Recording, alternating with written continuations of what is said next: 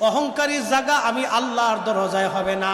এই জন্য টাকার অহংকার করা যাবে না, ক্ষমতার অহংকার করা যাবে না, সম্পদের অহংকার করা যাবে না, জনপ্রিয়তার অহংকার করা যাবে না, এলেমের অহংকার করা যাবে না, ধনের অহংকার করা যাবে না, সন্তানের অহংকার করা যাবে না, জাগা জমির অহংকার করা যাবে না। মানব হিসেবে আমাদের কোনো অহংকার নাই, আমলের অহংকার করা যাবে না, এলেমের গৌরব করা যাবে না।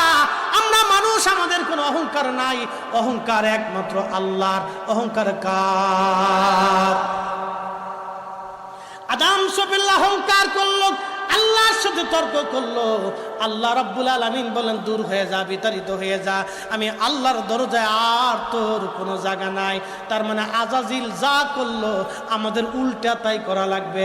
আজাজিল অহংকার করলো, সেজদা দিল না, আমাদেরকে সেজদা দেওয়া লাগবে আর আল্লাহর দরবারে মাপ চাইতে হবে। আমরা যখন সেজদা দিব, আল্লাহর দরবারে মাপ চাবো।